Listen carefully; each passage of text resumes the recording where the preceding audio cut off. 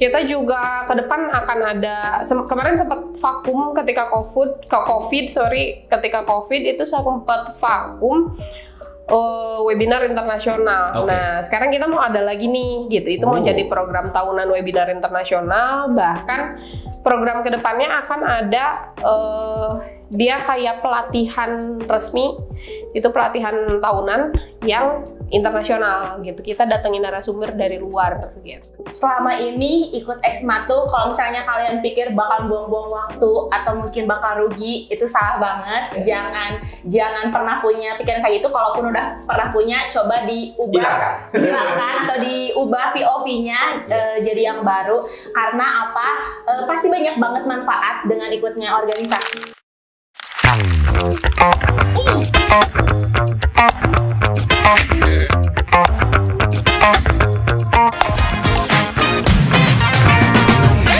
Siaran edukatif ringan dan unik.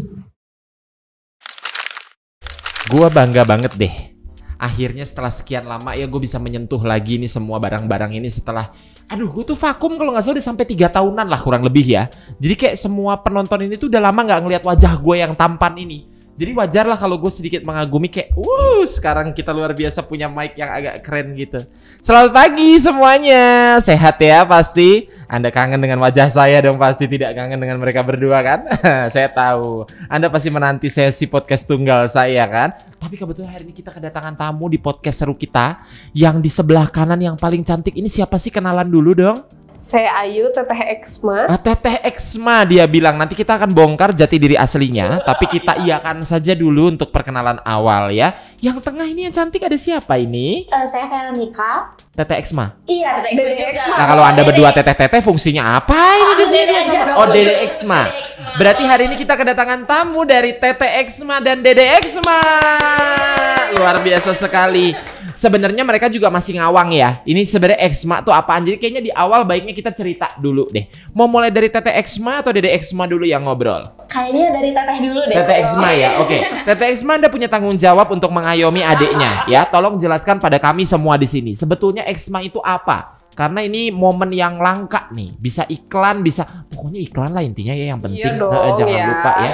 Teteh Exma ngomong. Jadi Exma itu memang himpunan eksekutif mahasiswa. Jadi itu tuh himpunan yang memang menaungi mahasiswa-mahasiswa manajemen gitu. Jadi di prodi, salah satu prodi di Unibi ini ada prodi manajemen dan mereka punya kayak semacam organisasi kemahasiswaannya. Ya. Berarti Exma ini adalah nama dari organisasi kemahasiswaannya. Ya. Wih, apa sih Bu sebetulnya fungsinya Bu? Ketahuan kan?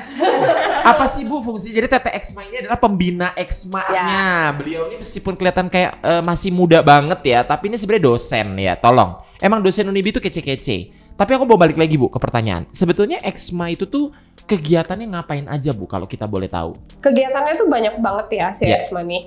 Karena memang basicnya dia nge-support prodi manajemen. Jadi di bawah atau landasannya tetap divisinya manajemen si prodi, kemudian kita support dari berbagai kegiatannya gitu. Jadi kalau kegiatannya itu banyak banget. Tentu kita di dalamnya ada tridharmanya juga ya gitu. Si mahasiswa diajak untuk pendidikan, dari sisi pendidikannya, dari sisi pengajarannya, misalnya ada bincang buku, misalnya kita kadang ngebedah buku, terus ada program kita kerja kelompok bareng atau belajar bareng gitu ya. Jadi kita biasanya tiap mau UAS itu invite dosen, invite adik kelasnya buat diskusi gitu. Karena kalau misalnya di forum formal kan kita biasanya agak canggung ya gitu. Jadi ini benar-benar yang kakak-kakaknya menaungi adik-adik di bawah tingkatnya gitu. Terus kita juga ke depan akan ada, kemarin sempat vakum ketika ketika COVID itu sempat vakum webinar internasional. Nah, sekarang kita mau ada lagi nih gitu. Itu mau jadi program tahunan webinar internasional. Bahkan program kedepannya akan ada dia kayak pelatihan resmi, itu pelatihan tahunan yang internasional gitu. Kita datengin narasumber dari luar gitu. Berarti sebetulnya kegiatan Exma ini gak semuanya berbau akademik ya? Artinya ada akademiknya, tapi kalau tadi saya perhatiin juga sebetulnya ada non-akademik di luar dari program studi manajemennya juga. yang akhirnya bisa dilakukan sebagai satu bentuk fasilitas tambahan buat mahasiswa ini berkreasi sesuai dengan keinginan mereka, gitu ya. Nah kalau ini tadi ada Tete Exma nih, sebenarnya yang di tengah ini siapa orang ini nih? Sebenarnya aku figuran guys. Oh figuran aja ya. Makanya kita taruh di tengah ya.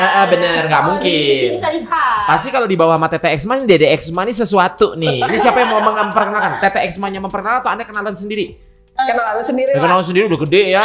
Ayo Dede Exma, kenalin Anda ini siapa sih sebenarnya dari tadi di sini? Siapa Anda? Oke, jadi aku Dede Exma itu Veronica sebagai ketua umum Exma periode ini. Oh, ternyata ini ketua himanya. Nah, Iya, kalau betul. tadi si Tete Exma kan udah ceritain sebetulnya Exma tuh apa dan beberapa kegiatan seperti apa. Kalau dari perspektifnya kamu nih sebagai mahasiswa dan kamu juga merasa bahwa sebagai ketua kan kamu yang mengurus program-program semuanya. Menurut kamu peranan Exma ini untuk prodi manajemen tuh apa aja sih, Dede Exma? Oke. Jadi Dede Exma. Lupa lagi nama aslinya siapa? Biar, Iya, lanjut. biar cute ya. Iya, benar. Jadi peran Exma buat program studi manajemen itu sebenarnya menurut saya cukup besar ya, karena justru dengan adanya Exma ini mewadahi mahasiswa untuk bisa mengaplikasikan ilmu yang udah didapat di kelas. Jadi cobainnya di Exma. Jadi kayak misalkan manajemen kan pasti belajar tentang struktur organisasi. Iya, betul. Implementasi dari struktur organisasinya tuh diimplementasikan di Exma. Iya betul, apalagi ada mata kuliah leadership. Nah, cocok banget diaplikasikan di sini. Oke, aku mau tanya sekarang ke Dede Exma. Lebih fokus ke situ dulu. Sebagian besar orang berpikir ketika berorganisasi dalam organisasi kemahasiswaan itu kan pasti akan buang waktu. Kita harus ngomong terus terang, karena kan kalau kita belajar aja kita udah spend time berapa banyak dalam satu hari, gitu kan. Sementara ketika kamu harus ikut organisasi, kadang kan orang mikir, wah organisasi ini pasti rapat lagi. Sebetulnya apakah benar seperti itu?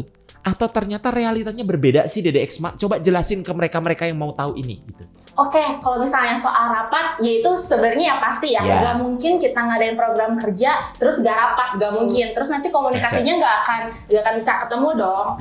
Rapat sih rapat, tapi kan selama rapat kan kita nggak fokus cuma ngebahas tentang hal proper aja. Selain itu kan kita bisa ketemu bareng sama temen. Justru malah yang bikin saya semangat untuk kuliah itu, misalnya lagi males nih kelas, lagi pusing sama mata kuliah. Justru dengan adanya si Exma ini ada alasan untuk aku harus kuliah, ketemu teman-teman Exma. Jadi sebenarnya rapat iya, tapi selain itu ada hal lain loh yang lebih dari situ. Berarti sebetulnya sibuk mah pasti, kita nggak bisa menghindari aspek itu gitu ya. Tapi kesibukan itu menjadi menyenangkan ketika kita kayak semacam mengikuti kegiatan yang dilakukan sama si Exma ini, gitu ya. Jadi artinya tergantung perspektif kita sih ya, balik lagi. Tapi sekarang aku mau lihat dari perspektif dosennya. Tapi sebenarnya gini ya, kalau misalnya tadi yang dibilang sama Vero bahwa ya sibuk itu pasti sibuk gitu. Betul. Tapi kalau misalnya saya bisa flashback gitu ya. Wah kayaknya dulu nyesal banget gitu, karena aku tipe yang kuliah pulang gitu. Karena mikirnya gitu, punya pemikiran bahwa aduh gila ya, udah seharian kuliah, banyak tugas, capek gitu ya. Kayaknya enggak deh punya waktu tambahan buat berorganisasi gitu. Kayaknya nggak penting-penting amat gitu kan. Dulu mikirnya gitu, nggak penting-penting amat gitu.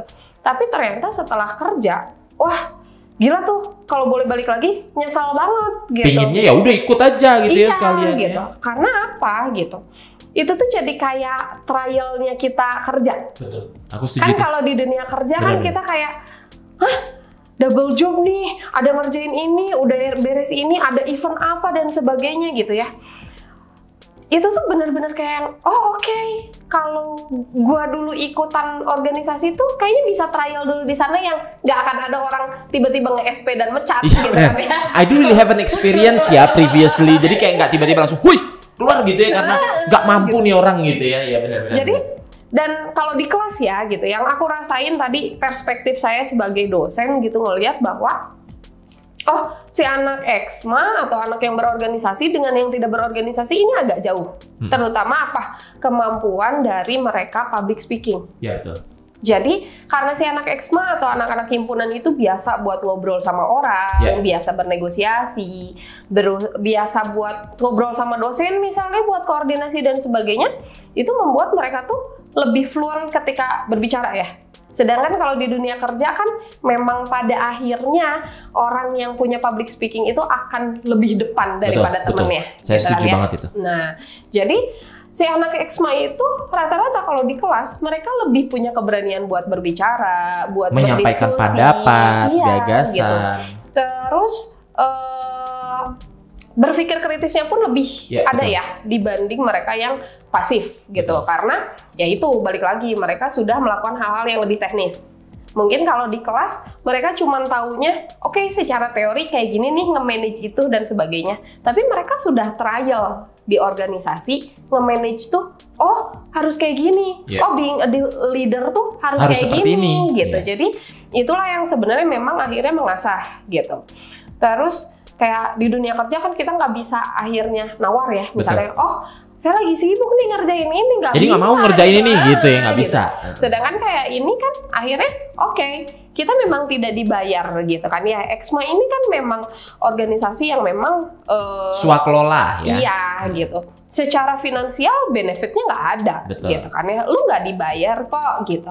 Tapi ya itu gitu, hal yang di luar dari finansial tuh luar biasa manfaatnya banget, luar biasa banget gitu ya. Jadi kayak ya terutama ya Vero gitu ya, makanya dia bisa jadi ketua himpunan pun gitu ya, dia memang punya komunikasi yang bagus, pendekatan ke dosen yang bagus dan sebagainya gitu, dan itu saya yakin itu terasah salah satunya dari organisasi gitu. Nah aku mau nanya sama Vero, yang kamu rasakan sama nggak dengan yang dosen kamu sampaikan barusan? Sama banget dong. Tentunya relate banget karena kalau misalnya dilihat pribadi aku yang waktu SMA sama sekarang itu jauh banget. Jadi dulu SMA kamu lebih pendiam gitu? Ya, saya kurang percaya ya, mohon maaf ini. Emang maksudnya kalau nggak pendiam di depan dosen. Jadi kalau ke guru tuh kayak kalau di depan anak-anak barbar ya. Iya, kan biasa sama teman-teman agak lebih maju ya sedikit. Iya betul. Ngomongnya kayak penuh perasaan. Iya. Sampai gue ngerasa iya. Sabar dulu. Tenang. Kenapa sih ini emosi banget dua-duanya? Ya lanjut. Nah jadi kalau semenjak ikut Exma nih, terus komunikasi ke dosen tuh enak ya, jadi lebih terbiasa. Dan saya juga udah ikut magang nih Pak. Terus di dunia pekerjaan pun ternyata ngobrol sama atasan, ngobrol sama pimpinan, ngobrol sama rekan kerja itu tuh harus diperlukan banget yang namanya skill komunikasi. Dapatnya dari mana sih? Kan kalau kelas mah ya paling gitu-gitu doang ya. Tapi kita dapatnya dari mana kalau bukan dari organisasi? Nah aku dapatnya bisa lancar ngomong kayak gini nih. Nah dari Exma. Luar biasa ya. Saya mau pulang dulu, pamit dulu. Kayaknya dia udah bisa nih mimpin acaranya sendiri nih. Daripada gue pusing kan ya kan? Terus di sisi lain ya, kemarin tuh ketika magang, jadi Vero ini adalah peserta magang MBKM ya. Jadi dia tuh sampai bilang, Bu, untung ya nurut sama ibu gitu. Karena di sini saya keteteran banget. Segini aja tuh saya keteteran masalah komunikasi. Padahal udah belajar tuh. Manage waktu gitu. Berarti kan bayangin ketika seseorang yang cuma kuliah pulang gitu. Saya akui saya tuh kayak baru belajar ketika udah kerja akhirnya gitu. Nah, jadi kayak itu tuh Anda terlambat, ya kan? Dia terlambat, dia mengakui kalau dia terlambat. Jadi saya menghimbau nih adik-adik semua gitu, jangan sampai gitu. Mungkin kalian sekarang mikirnya sama kayak dulu saya berpikir seperti itu gitu, berpikir bahwa udahlah capek, males gitu ya. Tapi one day, manfaatnya tuh gitu. kerasa banget deh gitu ya. Terus gini Bu Ayu, sebetulnya aku juga jadi penasaran gini. Kalau tadi kan kita banyak bicara tentang perspektif umum tentang kenapa seseorang harus berorganisasi gitu ya. Tapi sekarang kita mau lebih ke pengalaman pribadi. Meskipun tadi Bu Ayu juga sebetulnya sudah sempat menceritakan sebagian pengalamannya. Bahwa ketika beliau sebagai dosen pun ketika dulu tidak ikut berorganisasi itu kayak kerasa bedanya. Bahwa you really do have to do the trial and error tuh after you kerja. Masuk ke dunia pekerjaannya baru terus kayak sial, salah nih gitu kan. Kayak wah harusnya kemarin nih gue masuk gitu kan. Tapi yang aku mau tanya justru gini Bu Ayu. Kalau dari Bu Ayu sendiri sebetulnya pernah nggak ada pengalaman khusus yang mungkin diceritakan oleh mantan mahasiswanya atau siapapun lah orang di sekitar kita yang memang ini nih bener nih kayaknya lu tuh bakal rugi banget kalau lu nggak ikut organisasi kemahasiswaan. Apalagi, nah ini tambahan pentingnya. Ini kita udah masuk ke zaman Gen Z yang udah beralih ke gen alpha dan gen beta loh Bu Ayu. Tahun ini tuh kan gen beta pertama lahir ya 1 Januari kemarin. Artinya pergeseran-pergeseran ini pun pasti akan mempengaruhi pola perilaku orang, termasuk perilaku orang dalam berorganisasi. Menurut Bu Ayu, ada nggak sih pengalaman-pengalaman itu yang mempertegas bahwa justru makin ke belakang nih, makin masuk ke generasi yang muda-muda, justru yang harus dibanyakin tuh organisasinya. Nah itu loh maksud aku. Ada nggak sih pengalaman real tentang itu? Sejauh ini ya, kalau misalnya dilihat dari sisi pekerjaan atau kinerja mereka di kelas dulu deh gitu ya, belum kita ngomongin masalah event-eventnya EXMA ya gitu. Ada salah satu anak EXMA gitu yang memang dia di semester sebelumnya dia belum gabung di EXMA gitu ya. Terus di semester ini dia gabung di EXMA gitu, dan saya tuh udah megang dia di kelas beberapa semester gitu, dan di semester sekarang tuh nih anak melonjak banget gitu prestasinya. Iya, terutama kemampuan dia untuk mau berdiskusi dan berkomunikasi. Menarik. Jadi itu yang dirasa paling gitu ya. Terus di sisi lain, kalau tadi berbicara soal hal yang lebih teknis, urusan dia let's say kerja gitu kan ya. Beberapa event dia udah berani buat kayak ngambil keputusan, berpikir lebih taktis gitu kan ya. Sedangkan kan itu yang sebenarnya di kelas nggak akan bisa gitu, karena sebanyak-banyaknya materi di kelas kan nggak bisa sampai praktek ya gitu, dan kita pun terbatas pada aspek tertentu. Iya gitu. Misalnya ya banyak hal yang akhirnya kita bisa belajar itu ketika kita turun learning by doing gitu kan ya gitu. Nah itu sebenarnya akhirnya mereka akan matang di sana gitu. Itu gitu. Terus di sisi lain gitu, aku menekankan bahwa EXMA ini spesial loh gitu. Jadi EXMA itu tidak hanya berfokus pada satu aspek. Jadi kita nggak cuman misalnya ngefokusin bahwa oke, anak EXMA harus pintar penelitiannya, pendidikannya, terus bikin event-event dan sebagainya. Tapi kita meng-highlight bahwa lu harus juga bagus dari sisi spiritual. Iya, bagus ini. Jadi per periode tahun ini gitu ya, EXMA itu ada program Jumat Berkah, EXMA Berbagi gitu ya. Jadi itu program pertama, emang ini program baru gitu ya. Program baru, kita setiap 2 minggu sekali, setiap Jumat kita bagi-bagi makanan ke fakir miskin gitu kan ya, ke mereka-mereka yang kurang beruntung misalnya. Dan itu dananya kita cari sendiri. Kumpul gitu. Sendiri, cari donatur, mereka manage sendiri gitu. Kita cari donatur misalnya dan sebagainya gitu. Itu karena ya kita nggak mau nih kalian pinter tapi kalian lupa bahwa ada orang yang tidak seberuntung kita gitu. Empati itu kan yang harus dimunculkan di anak zaman sekarang gitu ya gitu. Jadi kedepannya tuh kita pengen ketika donaturnya udah lebih banyak, udah lebih settle gitu, kita pengennya ya ke panti asuhan dan sebagainya. Dengan jadi, skala yang lebih besar gitu ya. Dan mungkin kita berharap supaya ada Sabtu berbagi, Rabu berbagi, Selasa berbagi, Senin barokah, dan Kamis berbagi gitu ya. Kayaknya asik ya. Mungkin bisa dimulai dari berbagi kepada dosen-dosennya ya kan. Siapa tahu kan nggak ada yang berbagi kerjaan loh. Jangan dong. Kalau Anda bagi kerjaan ke saya udah banyak, nanti aja ya kita bagi ke Vero aja. Tapi ini sesuatu yang menarik sih. Maksud aku berarti artinya memang dalam hal ini prodi manajemen Unibi dan Unibi sendiri itu sebetulnya tidak hanya concern pada aspek pendidikan anak saja, tetapi pendidikan karakter anak pun itu menjadi salah satu tolak ukur yang menjadikan kualitas lulusan kita pada sukses-sukses. Makanya buat Anda yang mau masuk ke prodi yang ada di dalam Unibi ini, khususnya prodi manajemen, akuntansi, dan prodi-prodi lainnya gitu ya, Ilkom, kita banyak banget deh prodinya. Teman-teman harus memanfaatkan peluang pendaftaran lewat gelombang pertama kita yang sudah dibuka dari kemarin-kemarin ini. Aduh, udah keburu terlambat. Ini Vero aja kayaknya dulu pas mau daftar tuh kayak langsung daftar, dia nyesel terlalu lama memilih Unibi-nya. Jadi mendingan daripada kamu menyesal, mending sekarang daftarnya. Karena di PMB gelombang pertama, teman-teman bisa mendapatkan diskon atau potongan sebesar 50%. Dan teman-teman bisa dapat informasinya, kunjungi saja website kita di unibi.ac.id atau di pmb.unibi.ac.id. Segera kunjungi, karena kalau nggak Anda akan menyesal. Nah, balik lagi ke topik ini. Bu, sama Vero, aku punya satu pertanyaan terakhir yang biasanya ini tuh bisa dibilang kayak, apa ya, stigma buruk lah tentang yang namanya organisasi gitu ya. Kalau tadi di awal kan kita sudah sempat singgung juga bahwa kadang orang tidak mau berorganisasi karena take times. Bukan take times lagi sih, take a lot of times gitu ya. Jadi kayak semua waktu gue dicurahkan untuk rapat. Ada yang putus karena rapat, ada yang wah udah macam-macam lah ya kan.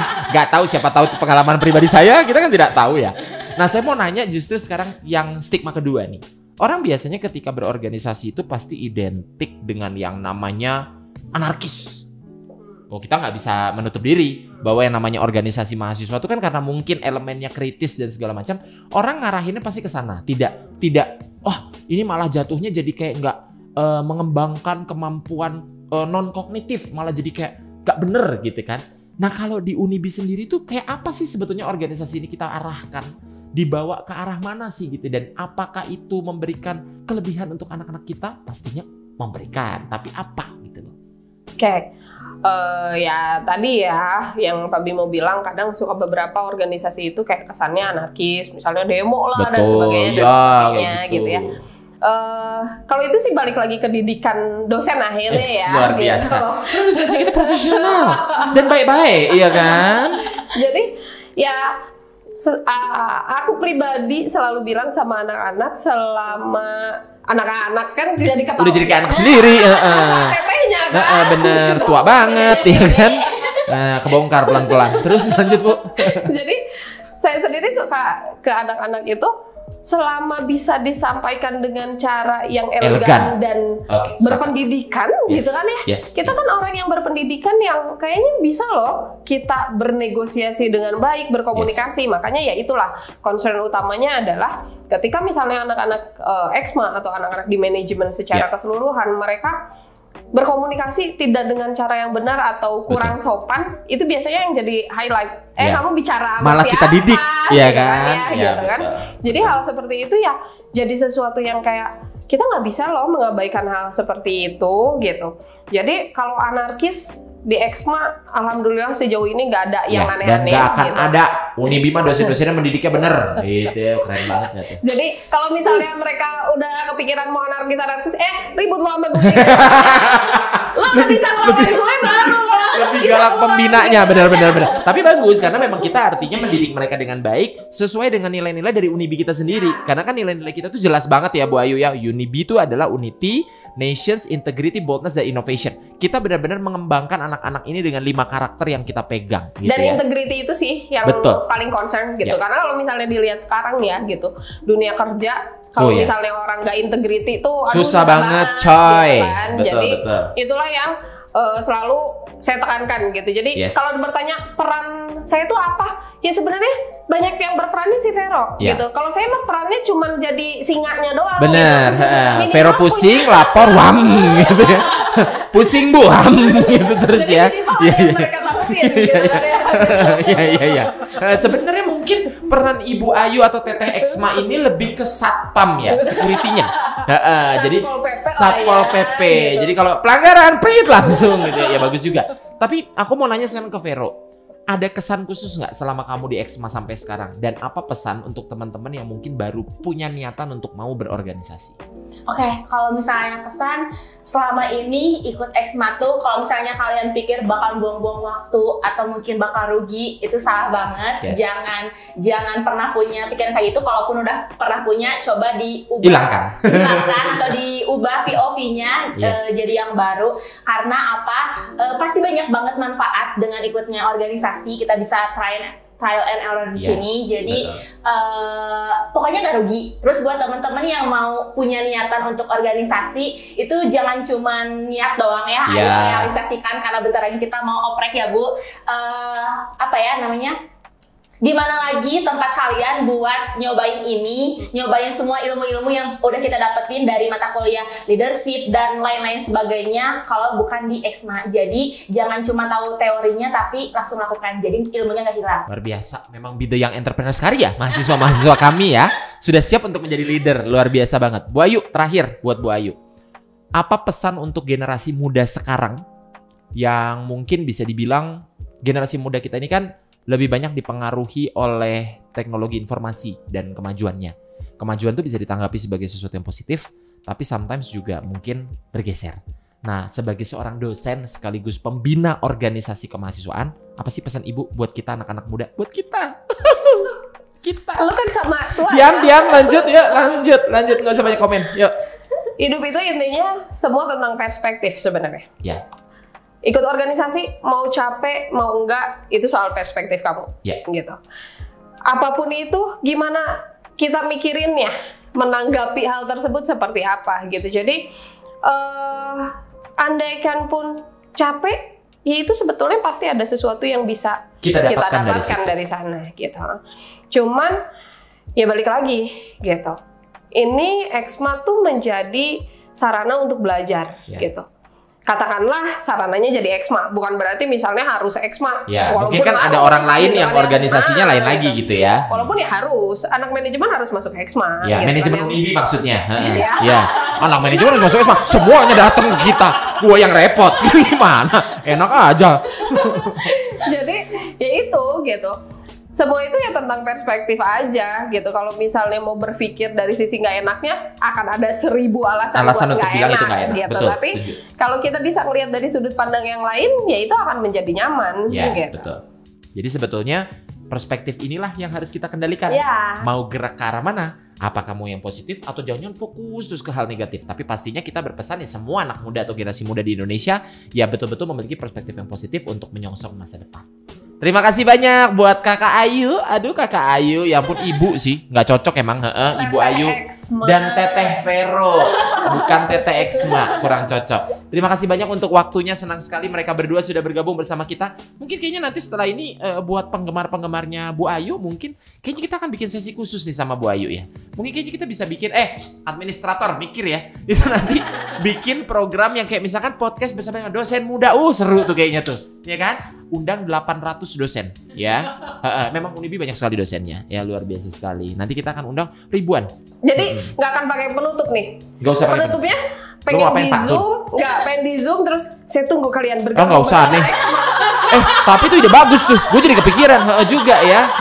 Arahkan kameranya ke muka saya. Kemudian nanti saya akan bicara terus nanti jangan lupa zoom ya. Langsung disorot gitu ya sampai nyolot. Enggak lah, nggak bisa. Terima kasih banyak untuk teman-teman berdua sudah datang, luar biasa sekali. Dan semoga teman-teman sekalian tadi terinspirasi juga. Dan khususnya untuk kalian generasi muda, jangan takut untuk berkreasi. Karena memang salah satu wadah yang bisa digunakan untuk berkreasi tadi, ya salah satunya adalah organisasi mahasiswa kayak gini. Yang penting teman-teman bisa membedakan juga mana organisasi yang positif dan tidak. Karena tetap organisasi yang baik adalah organisasi yang punya satu tujuan yang sama dengan institusi kalian ataupun khususnya ya negara kita dong harusnya. Jangan malah jadi bertentangan terus, nanti jadi konflik terus. Sampai jumpa di podcast seru kita yang berikutnya dengan edisi yang pasti lebih menarik dan episode yang jauh lebih bombastis. Jadi kalau sekarang udah bombastis, kayaknya siapa ya? Aku mikir dulu deh kayaknya siapa ya bakal kita undang lagi. Kayaknya artis deh. Boleh juga nih artis. Ya.